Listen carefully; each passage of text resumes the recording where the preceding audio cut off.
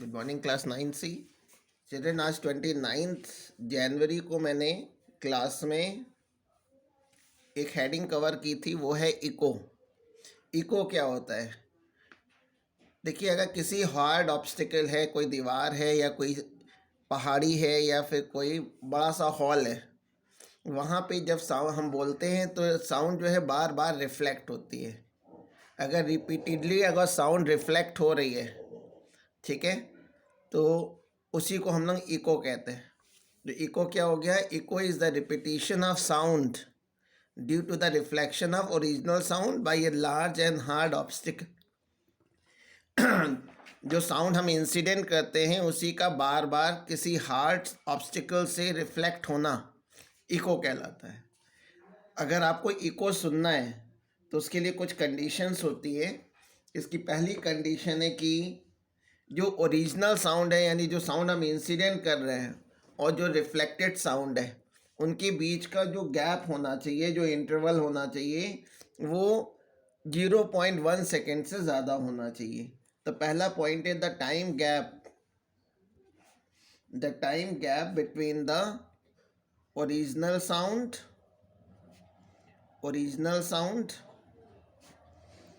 And the reflected sound.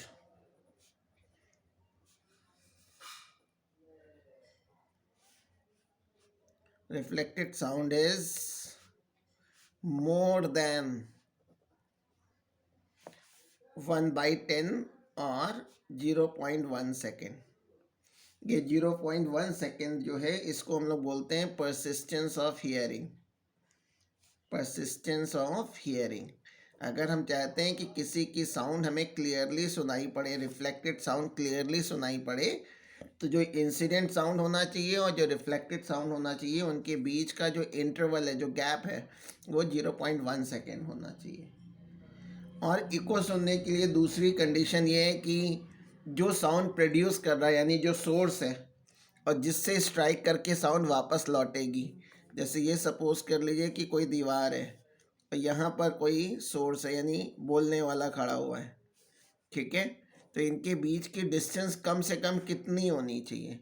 Obstacle और source के बीच की डिस्टेंस कितनी होनी चाहिए कि साउंड रिफ्लेक्ट हो, साउंड वेव जाए और रिफ्लेक्ट हो करके वापस आए, ठीक है। तो रिफ्लेक्टेड साउंड और इनसे सोर्स और ऑब्स्टिकल, ये सोर्स हो गया, ये ऑब्स्टिकल है। सोर्स और ऑब्स्टिकल के बीच की जो डिस्टेंस होनी चाहिए वो 17.2 मीटर होनी चाहिए, तभी आप इको को क्लियरली सुन पाएंगे, ठीक है। तो सेकेंड पॉइंट क्या हो गया? Echo is heard only if the minimum distance between the source if the minimum distance between the source of sound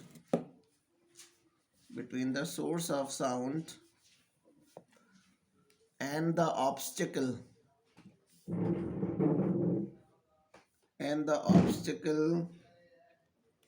is about 17 metre, कम से कम 17 मीटर होनी चाहिए सोर्स और ऑब्स्टिकल के बीच की डिस्टेंस, ठीक है।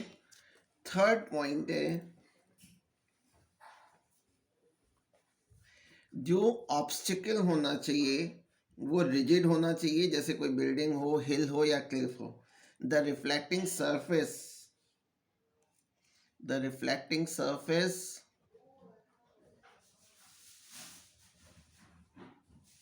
or the obstacle must be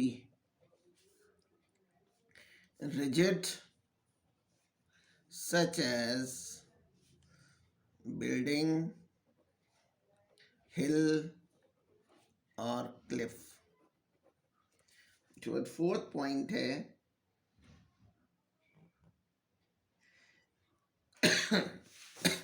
अगर obstacle का जो साइज काफ़ी बड़ा है तो आप इको को ज़्यादा क्लियरली सुन पाएंगे। Echoes can be produced if the size of the obstacle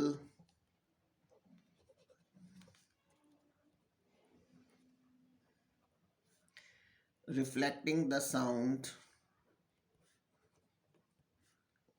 is quite large. Is quite large. ये 4 कंडीशंस होती हैं इको को सुनने के लिए, तभी आप इको को क्लियरली सुन पाएंगे. ठीक है. फिर नेक्स्ट हेडिंग है रिवर्बरेशन. रिवर्बरेशन थ्योरेटिकल पार्ट है, इसकी मैं डेफिनेशन आपको सेंड कर दूंगा, वो आप लोगों को लिखना है. ठीक है.